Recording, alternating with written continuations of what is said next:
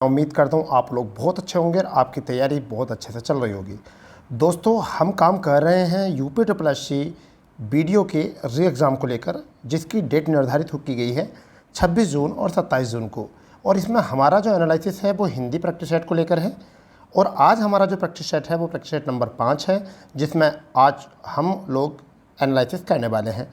आप लोग उम्मीद है कि वर्कशीट बनाकर बैठ गए होंगे, जिससे कि आपकी उम्र शीट में आप अपने क्वेश्चंस को पूरी तरीके से फिल कर सको। तो दोस्तों, आप अपना स्कोर जो भी आप किया करते हो, पूरा स्कोर जो है पूरा अटेंड करने के बाद आप कमेंट्स में बताना, जिससे कि हमें आपको ये बताने में और भी ज़्यादा सुविधा हो कि आपको किस लेवल की तैयारी करनी है। तो दोस्तों, शुरू करते हैं। बातों का सिलसिला चलता रहेगा और शुरू करते हैं आपका आज का पहला क्वेश्चन। और पहला क्वेश्चन जो है बहुत यूनिक क्वेश्चन है और इसको पूरे प्यार से पढ़ना है आपको, बहुत अच्छे से। निम्नलिखित में से किसका प्रयोग सरकारी स्तर पर अधिकतर भारतीय गजटों में प्रकाशित सरकारी निकाय आदेश, अधिकार और नियुक्तियों को सूचना के प्रसंग में होता है? तो दोस्तों, इसमें पहला ऑप्शन जो है वो आपका है सरकार कार्यालय आदेश, अधिसूचना, ज्ञापन, परिपत्र। तो आपने इसका जवाब ढूंढ लिया होगा पूरी तरीके से। देखिए, यहाँ पर बोला है सरकारी गजट, अधिकतर बजटों में प्रकाशित, अधिनियम, आदेश, अधिकार आदि को जो करता है वो नोटिफिकेशन जारी करता है। नोटिफिकेशन को हम क्या बोलते हैं? अधिसूचना। Is the correct answer B. तो यहाँ से आपको पता चल जाएगा कि जितनी भी हमारी अधिसूचना होती हैं वो सरकारी स्तर पर अधिकतर भारतीय गजटों को प्रकाशित करती हैं, सरकारी नियम, आदेश, अधिकार और नियुक्तियों की सूचना के प्रसंग में होती हैं। तो ये आपका क्वेश्चन जो है वो पूरी तरीके से बन गया है। दूसरा क्वेश्चन, आपको सबको पता है कि पृथ्वीराज रासो हिंदी साहित्य किस काल में लिखा गया है? तो किस काल में है? देखिए, सबसे पहली बात कि पृथ्वीराज के जो कार्यकाल है उसके बारे में इसमें बताया गया है, यानी कि हिंदी साहित्य में आदिकाल में लिखा गया है ये। और रचनाकार इसके कौन है? चंद्रप्रदायी। तो इसका आंसर जो आपका हो जाएगा वो ए विकल्प हो जाएगा दोस्तों, ठीक है। चलिए, तीसरे प्रश्न की तरफ जो हम बढ़ने वाले हैं वो क्वेश्चन बहुत ही प्यारा क्वेश्चन, तीसरा और चौथा क्वेश्चन हम देखने वाले हैं यहाँ से। गो शब्द का वचन है, यानी किसका गो शब्द का वचन है? पहला है सदा बहुवचन, दूसरा विकल्प है एक वचन, तीसरा विकल्प बहुवचन और चौथा विकल्प है सदा एक वचन। तो आप बताएंगे इसका करेक्ट आंसर क्या होता है? तो भैया, सदा गो जो होता है, इसका सदा जो होता है वो एक वचन होता है। क्या होता है? सदा एक वचन होता है। तो तीसरे का आंसर जो हो जाएगा वो आपका हो जाएगा बी विकल्प। अगर हम इसका बहुवचन बनाएंगे, गो शब्द का बहुवचन अगर बनाएंगे तो क्या हो जाएगा? गोए, यानी क्या हो जाएगा? गोए, यानी कि गै ओ और ए बनाकर उसके ऊपर चंद्रबिंदी, ठीक है भाई। तो गोए हो जाएगा यहाँ से हमारा बहुवचन इसका। हिंदी वर्णमाला में व्यंजनों की संख्या कितनी है? चौथा क्वेश्चन है, आपको पता होगा पूरी तरीके से कितने हैं। तो यहाँ से मूल व्यंजनों की संख्या जो है वो कितनी है? 33। और अगर हम पूछते कुल व्यंजनों की तो उनकी संख्या होती है 39, परंतु यहाँ 39 विकल्प है नहीं। तो यहाँ पूछिए व्यंजनों की संख्या, तो हमारा करेक्ट आंसर कितना हो गया? 33 हमारा करेक्ट आंसर हो चुका। चलिए, मैं इसको वर्गीकरण करता हूँ। देखिए, वर्गीकृत या स्पर्शी व्यंजन जो होते हैं उनकी संख्या 25 होती है। अंतस्थ व्यंजन 4 होते हैं, तो 25 और 4 29। ऊष्र व्यंजन जो होते हैं वो भी 4 होते हैं, तो 33 यहाँ से हो गए हैं, ठीक है। अर्धस्वर भी कहा जाता है, अंतस्थ व्यंजनों को क्या कहा जाता है? अर्धस्वर भी कहा जाता है, इस बात को याद रखना, ठीक है भाई। चलिए दोस्तों, तो चौथा क्वेश्चन हो चुका आपका। अब हम बात कर रहे हैं पांचवें और छठे क्वेश्चन की तरफ। क्या है पांचवा क्वेश्चन और क्या है छठा क्वेश्चन? निम्नलिखित में एक शब्द अशुद्ध है, अब आपको बताना है कौन सा अशुद्ध है। आप जल्दी बताइए कौन सा अशुद्ध है यहाँ पर। तो आपको दिख गया होगा, इसका आंसर बहुत अच्छे से अपनी वर्कशीट पर लगा लीजिए। क्या है? नौकरी पर जो होता है वो 2 मात्रा होती हैं। कैसी मात्रा होती हैं? 2 मात्रा होती हैं नौकरी पर, ठीक है भाई। नौकरी पर 2 मात्रा होती हैं। चलिए, ये तो आपको पता चल चुका है, नौकरी हो गया इसमें। तो मेरे दोस्तों, अब बात करते हैं छठे क्वेश्चन के बाद। छठा क्वेश्चन क्या है? कौन सी वर्तनी ठीक है? आपका ठीक बताइए, पहले गलत बतानी थी, आपका ठीक बतानी है। तो रचेता, ठीक है, रचित, ठीक है, रचिता और रचिता। यहाँ बताइए कौन सा आंसर आपका बनेगा, जल्दी बताइए। हो गया होगा आपका चुनाव। इस तरीके से इसका आंसर बनता है ऑप्शन सी, ठीक है। रचिता बिल्कुल सही लिखा जाता है यहाँ से, ठीक है भाई दोस्तों। चलिए, 7वें क्वेश्चन की तरफ चलते हैं। 7वां क्वेश्चन क्या है? 7वां और 8वां क्वेश्चन दोनों को करेंगे अच्छे से। गायक, ये यण संधि का है, अयादि संधि का है, गुण संधि का है, आपको बताना है, प्लस इसकी संधि विच्छेदी बतानी है। मैं आपको 2 क्वेश्चन पूछूंगा इसमें, तो देखिए क्या है। गायक, तो इसमें है आय लगा हुआ। क्या लगा हुआ है? आय, आय लगा हुआ है। और आय की उत्पत्ति जो होती है वो किससे होती है? वो उत्पत्ति होती है इसकी, एक तो होती है इस बड़े ए से और एक होती है ए से। तो जब बड़ा ए और ए जब मिल जाते हैं तो क्या बन जाता है? आय बन जाता है। ये ढूंढ लो कहाँ पर। तो देखो, गै के ऊपर बड़ा ए लग रहा है और कै यहाँ से, ये पहले। तो आपका आंसर क्या बन गया यहाँ से? आपका आंसर बन गया करेक्ट आंसर सी, ठीक है भाई। ये अयादि संधि का है, आपको पता होना चाहिए किसका है? अयादि संधि का। ऐसे ही नीचे 8वां क्वेश्चन, नाविक का सही संधि विच्छेद क्या है? तो नो प्लस के बिक, 9 प्लस के 1, तो हमारा क्या आंसर हो जाएगा, सी विकल्प यहाँ से हो जाएगा। तो इस तरीके से हमने 7वां और 8वां क्वेश्चन जो है कर लिया है एनालिसिस। ठीक है, चलिए 9वें और 10वें क्वेश्चन की तरफ चलते हैं मेरे दोस्तों। आपका स्कोर बहुत अच्छा जाने वाला है, 50 में से 50 का हमारा टारगेट है, आप इसको बना के चलेंगे। तो आमरण में कौन सा समास है, आमरण में कौन सा समास है, इसको अच्छे से करेंगे। ठीक है, तो आ प्लस के मरण, यहाँ क्या है, तोड़ सकते हैं इसको, आ प्लस के मरण, क्या है, मरण। अब आप बताइए जिसका पहला पद उपसर्ग हो या अव्यय हो तो उन्हें हम क्या कहते हैं, अव्यय समास कहते हैं। तो is the correct answer B. ठीक है, चलिए अब देखते हैं कौन सा शब्द कर्मधारय समास का नहीं है। जिसमें विशेषण और विशेष्य ना हो वही कर्मधारय का नहीं होता है। ठीक है, तो जल्दी बताइए। यहाँ पहला विकल्प है नील गाय, तो नीली है गाय, हो गया, विशेषण है। कृताकृत, करने वाला जो होता है, यानी करता हूँ करने वाला। प्रिय सखा, यानी प्रिय मतलब सच्चा या अपना प्रिय। विद्या अभ्यास, तो विद्या प्लस के अभ्यास यही नहीं है, ये क्या है, यौगिक शब्द है। कैसा है, यौगिक शब्द, दोनों ही संज्ञाएं हैं, विद्या भी और अभ्यास भी। तो करेक्ट आंसर आपका 10वें का हो जाएगा डी। ठीक है भाई दोस्तों, चलिए 11वां क्वेश्चन देखते हैं। 11वां क्वेश्चन जल्दी बना दीजिए आप। क्या है 11वां क्वेश्चन, देखिए इसके 2 विकल्प यहाँ पर है। उपसर्ग का वह शब्दांश जो, उपसर्ग का वह शब्दांश जो किसी शब्द के बाद में जुड़ता है, किसी शब्द के मध्य में जुड़ता है, फिर है आपका किसी शब्द के आगे जुड़ता है और किसी शब्द में कहीं भी जुड़ सकता है। तो उपसर्ग क्या होता है, देखिए उपसर्ग की मैं ट्रिक बताता हूँ आपको, ट्रिक बताता हूँ उपसर्ग की। यहाँ पे लिख देते हैं, दोबारा देखते हैं क्या है, उप और एक होता प्रत्यय, क्या होता है, प्रत्यय। तो अब ये बताओ अंग्रेजी वर्णमाला में कौन सा पहला आता, ऊ या पै, पहला ऊ आता है, तो इसका मतलब पहले जुड़ता है। क्या जुड़ता है, ये पहले जुड़ता है, प्रत्यय बाद में। तो शब्द के बाद में जुड़ता है वो प्रत्यय जुड़ता है, और पहले जुड़ता है वो क्या जुड़ता है, उपसर्ग। ठीक है भाई, तो अब यहाँ पर किस शब्द के आगे, तो करेक्ट आंसर क्या बन गया, सी बन गया। कितनी प्यारी ट्रिक, अब तो तुम कहीं भूलोगे ही नहीं इसको।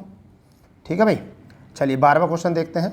अलंकार में किस उपसर्ग का प्रयोग है, अलंकार में किस उपसर्ग का प्रयोग है, जल्दी बता दो इसका आंसर।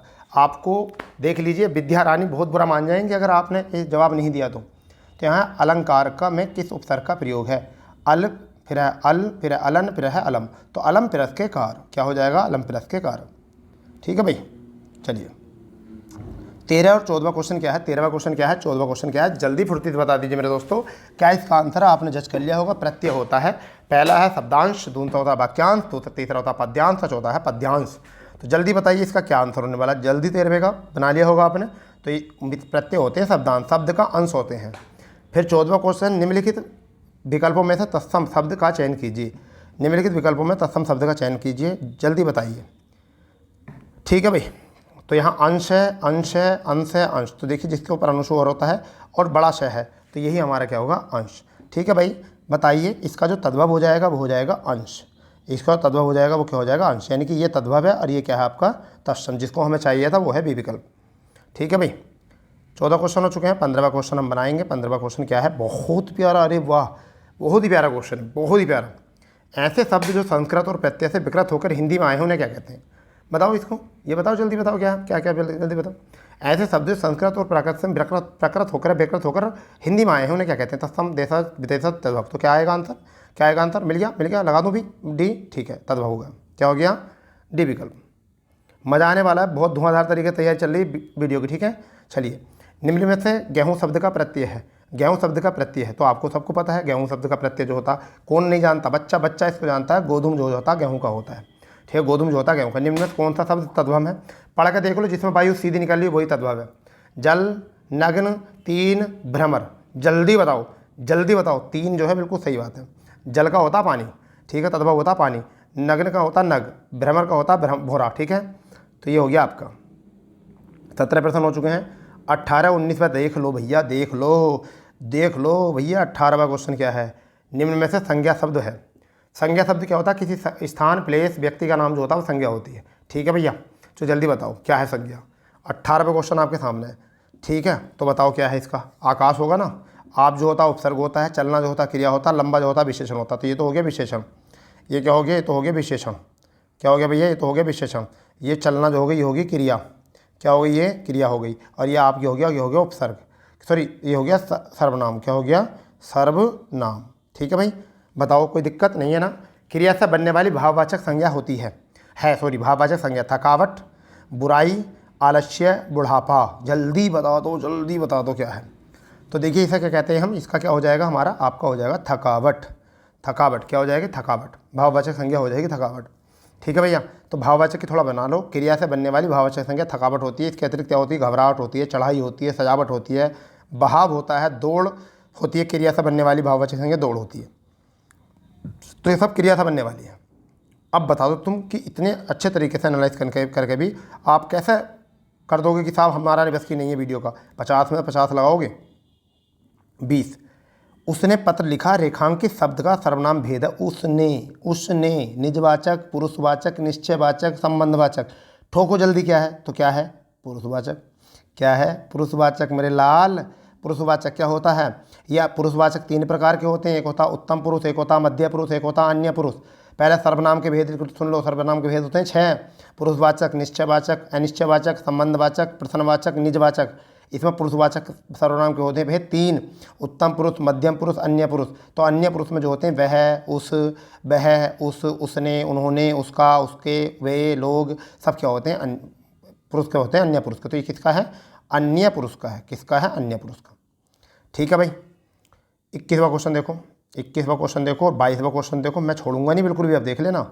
ठीक है। यह जिस विकारी शब्द से संज्ञा की व्याप्ति मर्यादित होती है उसे क्या कहते हैं, व्याप्ति मर्यादित होती है। व्याप्ति मर्यादित होती है, बताइए क्या होता है वो, जल्दी बता दो क्या होता है। क्या विशेष्य होता है, नहीं, संज्ञा खुद होती है विशेष्य। विशेषण होता है, विशेष्य विशेषण दोनों होते हैं। विशिष्ट होता है, जल्दी बताओ, आंसर मिल गया। ठीक, ये होता है विशेषण। व्याप्ति का मतलब उसकी बातों को बताया था, उसके गुणों को बताया था, कौन होता है, विशेषण होता है। क्रिया के मूल रूप को क्या कहते हैं, क्रिया के मूल रूप को क्या कहते हैं, बता दो। इतना हल्का है, धातु कहते हैं। जैसा चल, चल क्या है, स्टेम धातु। ना लगा दो प्रत्यय, तो क्या हो गया, क्रिया, तो हो गया चलना। तो चल जो है धातु। पढ़ना, पढ़ हो गई धातु। खाना, खा हो गई धातु। ये सब क्या होती हैं, धातु होती हैं मेरे लाल। ठीक है। तो लाल लालियो अच्छे से तैयार कर लो अपने आप को, पेपर ब्लू करीब है। ठीक है।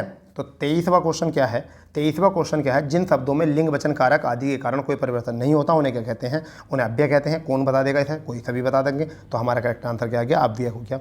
ठीक है। राम धीरे धीरे चलता है, मैं अव्यय शब्द कौन सा है, जल्दी बताओ। ठोको ठोको, बिल्कुल ठोको, क्या है, संबंधबोधक अव्यय, क्रिया विशेषण अव्यय, समुच्चयवादक अव्यय या विषयबोधक अव्यय। तो अव्यय कौन सा है इसमें, पहले तो ये पहचान करनी है अव्यय कौन सा है आपको, उसके बाद बताना कौन सा है, जल्दी बता दो। तो धीरे धीरे तो हो गया अव्यय, और ये किसा बता रहा, पढ़ने को बता रहा, तो क्रिया को बता रहा है, तो क्रिया विशेषण अव्यय हो गया।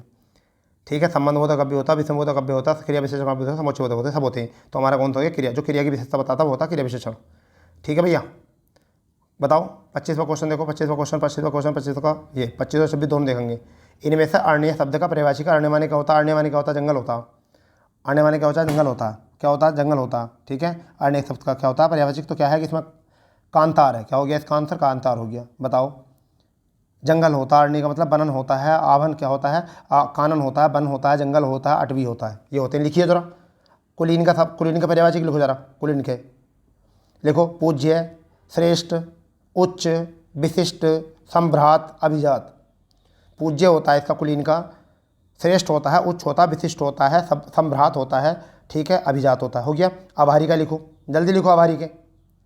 अनुग्रहित, एहसानमंद, कृतज्ञ, शुक्रगुजार, उपकृत, कृतार्थ आदि होते हैं। सशक्य के लिखो जल्दी। सशक्य क्या होते हैं, अनाज होता, अन्न होता, तृण होता, धान्य होता है। सशक्य क्या होते हैं, अनाज होता, अन्य होता, तृण होता, धन्य होता है। जल्दी बताओ, तृण होते हैं, धन्य, बताओ जल्दी। हो गया। चलो 26वां क्वेश्चन, कमल का पर्यायवाची निम्न में से कौन सा है, कमल का पर्यायवाची कौन था, जल्दी बताओ। मैं अब छोड़ूंगा नहीं इस क्वेश्चन को, देख लेना आप। ठीक है। मुझे गुस्सा आने वाला, अब तुम पढ़ते नहीं तो मेहनत से। क्या हो गया, सरोज हो गया। चलो तरणी, तरंगणी। अब यहाँ पर सरोज मृगण में से कमल जो है पर्यायवाची सरोज का। अब इसके अतिरिक्त जो है पर्यायवाची देखो क्या होते हैं कमल के, नलिन होता है, अरविंद होता है, सरोरुह होता है, सददल होता है। ठीक है भाई, बताइए।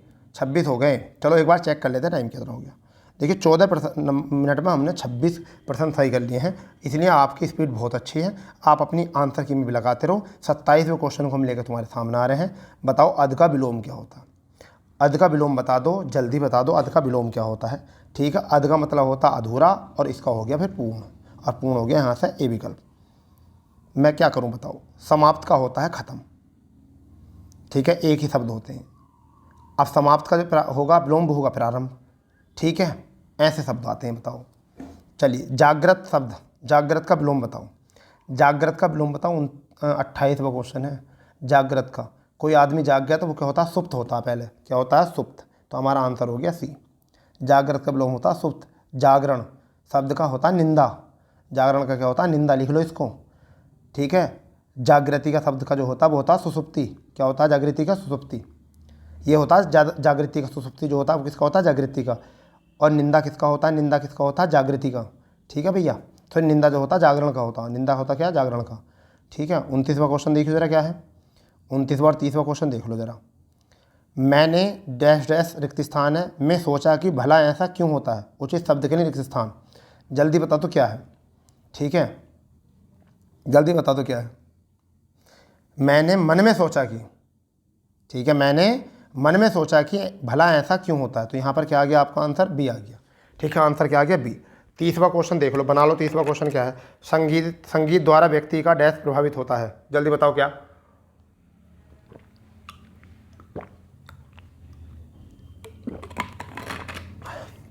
जल्दी बताओ क्या होगा 30 का।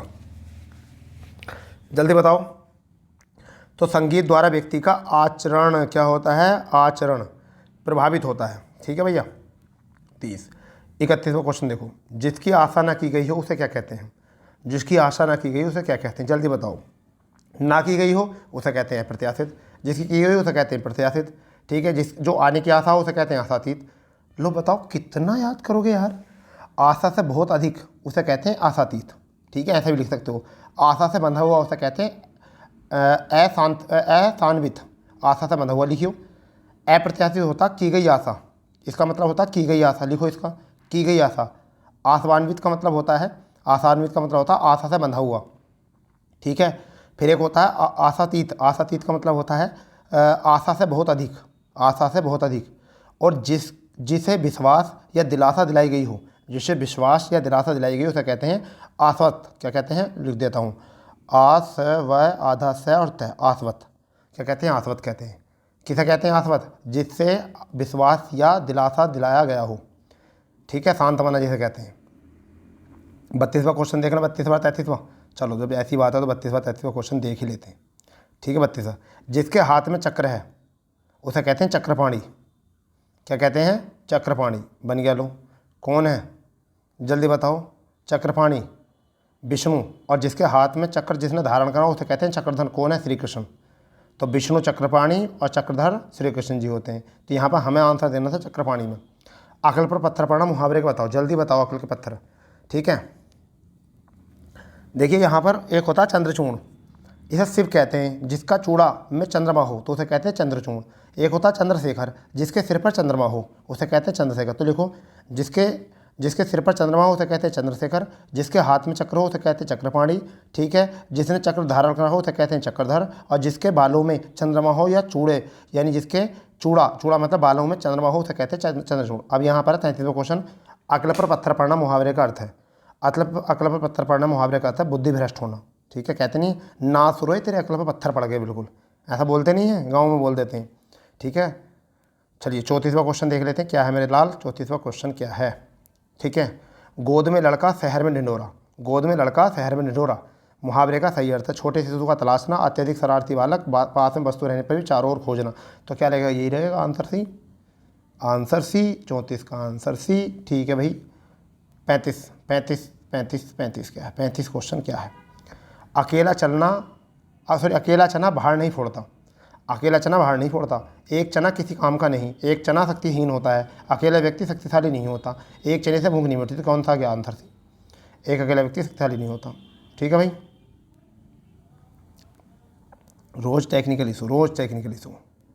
ठीक है भाई, तो यहाँ से क्या बन गया आंसर?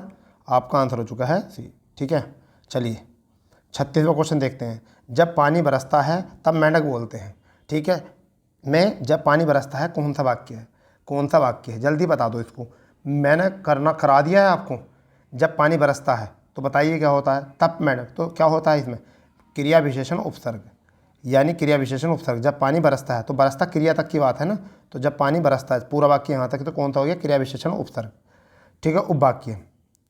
ठीक है भाई, 36 हो गया। 37वां क्वेश्चन। निम्न में से मिश्र वाक्य का चयन कीजिए। मिश्र वाक्य बता चुका हूँ आपको। एक होता आश्रित उपवाक्य, एक होता प्रधान वाक्य।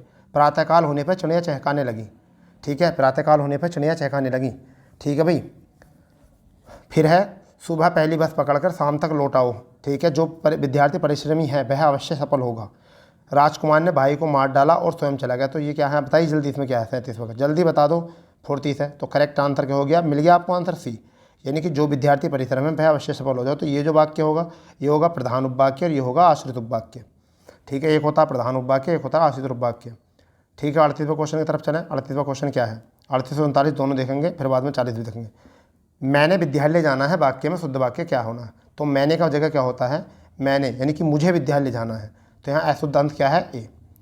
वाच्य कितने प्रकार के होते हैं, वाच्य कितने प्रकार के होते हैं, जल्दी बता दो, इसको फुर्ती से बता दो बेटा। वाच्य कितने प्रकार होते हैं, 3, यानी क्या होता है, पहला कृतवाच्य, कर्मवाच्य, भाववाच्य। इन्हें लिख लो, कृतवाच्य, कर्मवाच्य, भाववाच्य, ठीक है भाई, 3 प्रकार के होते हैं, ठीक है।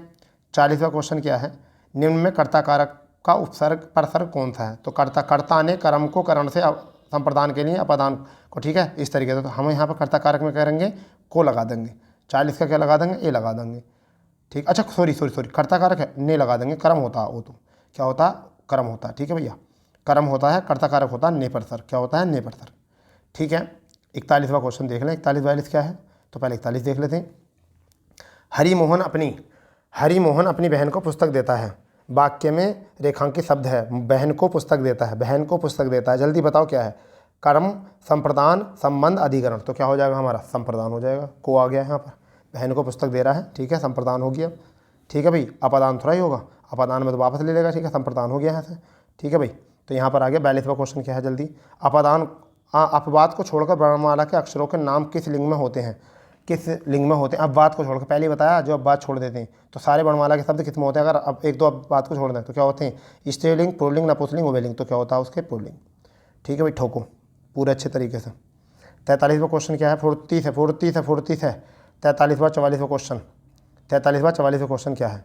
निम्नलिखित में स्त्रीलिंग शब्द है, जवाब दिया जाता है, गुलाब दिया जाता है, हिसाब रखा जाता है, शराब पी जाती है। तो क्या हो गया, 43 का is the D correct answer, शराब। आगे क्वेश्चन है, क्रिया के उस रूपांतरण को क्या कहते हैं जिससे उसके कार्य व्यापार के समय और उसकी पूर्ण अथवा अपूर्ण अवस्था को बोध हो। जल्दी बता दो क्या है इसका, जल्दी बता दो क्या है, ठीक है। क्रिया के संज्ञा होता है, परिपूर्ण बोधक होता है, अव्यय होता है, काल होता है। बिल्कुल फुर्ती से बता दो, वरना तो देख लेना बहुत पाप हो जाएगा। तो उसे कहते हैं काल, क्या कहते हैं, काल, ठीक है भैया। 45वां क्वेश्चन क्या है, 45वां और 46वां क्वेश्चन क्या है उसको देख लीजिए। राधा बहुत ही सुंदर लड़की है, वाक्य में कौन सा विशेषण है। बहुत ही सुंदर लड़की है राधा, तो कौन सा विशेषण है। 45वां क्वेश्चन जल्दी बता दो यहाँ पे क्या है। परिमाणवाचक बोधक, संज्ञावाचक विशेषण, ठीक है, गुणवाचक विशेषण, सर्वनाम विशेषण। तो क्या है, बहुत सुंदर है तो गुण बता दिया इसका, तो क्या आ गया, गुणवाचक विशेषण। अधोलिखित में वर्तनी की दृष्टि से एक शुद्ध अशुद्ध है, अशुद्ध, जल्दी बताओ क्या है। ए विकल्प, बी विकल्प, सी विकल्प, डी विकल्प। जल्दी, तो अंतर्धान सही होता, अनुग्रह सही होता, अधीन भी सही होता, ये गलत होता, अध्यात्म गलत होता, अध्यात्म गलत होता भैया, अध्यात्म गलत होता है, ऐसा लिखा हुआ, ठीक है। अध्यात्म का मतलब क्या होता है, कैसे लिखा हुआ होता अध्यात्म का, बताइए जल्दी क्या होता अध्यात्म का। शुद्ध वर्तनी जो होती है क्या होती है, ए, इन्होंने कर रखा ए, और ध य आ तय में, तो यहाँ ए होता केवल, इन्होंने आ कर रखा है, इस वजह से गलत है। 47वां क्वेश्चन देखो और 48वां क्वेश्चन। कन्नड़ का संबंध किस भाषा परिवार से है, कन्नड़ का संबंध, ठीक है। देखिए टोटल 13 परिवार होते हैं, टोटल 13 भाषा परिवार होते हैं, मगर काम जो आते हैं वो 4 ही आते हैं। कौन से, भरोपिय परिवार, द्रविड़ परिवार, चीनी तिब्बती परिवार, और आपकी एक आपका आता भरोपिया, एक द्रविड़, एक चीनी तिब्बत, और एक आपका सीमा पूर्वांतर वाला। तो 4 ही काम आते हैं, परंतु मगर होते कितने, 13 है। कन्नड़ का संबंध किस परिवार था, जल्दी बता दो फुर्ती से, ठीक है भाई। कन्नड़ का द्रविड़ परिवार से, कौन से है, द्रविड़ परिवार से, is the correct answer B, ठीक है। 48वां क्वेश्चन क्या है, 48वां क्वेश्चन क्या है। निम्नलिखित भाषाओं और उनके विकास क्रम में व्यवस्थित कीजिए, इनको व्यवस्थित कीजिए। सबसे पहले क्या था, जल्दी बताइए, सबसे पहले क्या था 48 में, सबसे पहले प्राचीन संस्कृत नंबर 1, तो नंबर 1 हो गई ये। उसके बाद में क्या थी, लौकिक संस्कृत सी, यानी कि दूसरे नंबर पर। फिर उसके बाद में शोरसैनी या पश्चिमी हिंदी, इनमें बता दो, शोरसैनी या पश्चिमी हिंदी, जल्दी बताओ क्या होगी। तो शोरसैनी, तो तीसरे नंबर पर आ गया ये, ठीक है। उसके बाद में चौथे नंबर पर है ये, तो ACBD, तो करेक्ट आंसर क्या आ गया, ए आ गया आपका। ऐसा बनाते हैं, एलिमिनेट कर ले करो। 49 और 50 क्वेश्चन देख लो, 49 और 50। पहले 49वां क्वेश्चन देख लो, मास कंजर्वेशन, ठीक है, मास कंजप्शन का हिंदी पर्याय क्या होता है? कंजप्शन, मास कंजप्शन का हिंदी पर्याय कौन सा होता है? ठीक है, जल्दी बताओ इसका क्या होता है। ठीक है, व्यापक यानी क्या होता है इसमें? व्यापक उपभोग, व्यापक प्रतिरक्षा, जनसंचार, ठीक है, भार प्रयोग। क्या होता है इसका? मास का मतलब होता है व्यापक, ठीक है, तो क्या होता है? व्यापक उपभोग। ठीक है भैया। आई वाज ओवरजॉयड, ठीक है, इसका मतलब क्या है? आई वाज ओवरजॉयड, ठीक है। 50 का जल्दी बता दो क्या है? क्या है? तो मैं उल्लसित हूँ, मैं खुशी से ऊपर हूँ, तो क्या है? यहाँ से आपका आगा ए विकल्प। तो दोस्तों इस तरीके से हमने आज 5वां क्वेश्चन, 5वां प्रैक्टिस सेट जो है कवर किया है। आप अपना स्कोर कर सकते हो और आपकी प्रैक्टिस बहुत धुआंधार चल रही हो, क्योंकि हम बहुत कम समय में आपको जो है ये तैयारी करा रहे हैं। कम समय में देखो कितने में हमने 26-27 मिनट में जो है इसको कवर कर लिया है। तो दोस्तों आप लोग अगर चैनल पर जो कोई नए हैं तो चैनल को सब्सक्राइब करें और सारे प्रैक्टिस सेट का प्रैक्टिस करके जाइए। आप अब जीएस का प्रैक्टिस सेट जो है हम बिल्कुल तुरंत लगा देंगे और करंट अफेयर का भी हम रिवीजन कराने वाले हैं एक पापा वीडियो के साथ। ठीक है, करंट अफेयर का रिवीजन लगाने वाले एक पापा वीडियो के साथ, जिसमें हम एक मैगजीन उठाएंगे और उस मैगजीन का जो है लगभग कवर करेंगे उसको पूरी तरीके से। ठीक है भाई, उसको पूरी तरीके कवर करेंगे कि आपको पढ़नी कैसे है वो मैगजीन, किस तरीके से वो आपको बताएंगे हम। ठीक है, किस तरीके से मैगजीन पढ़नी है, कैसा नोट्स बनाने, क्या क्या चीज़ आपको देखनी है उसमें, क्या क्या उसको स्किप करना है, और किस तरीके से पत्रिका पढ़ते हैं हम उसको भी लगाएंगे। ठीक है, तो दोस्तों अगर वीडियो में सेशन में मजा आया हो तो आप चैनल को सब्सक्राइब करें, शेयर करें, दोस्तों में ज़्यादा से ज़्यादा लाइक करें। ठीक है, मिलते हैं नेक्स्ट सेशन के साथ। जय हिंद, जय भारत, वंदे मातरम।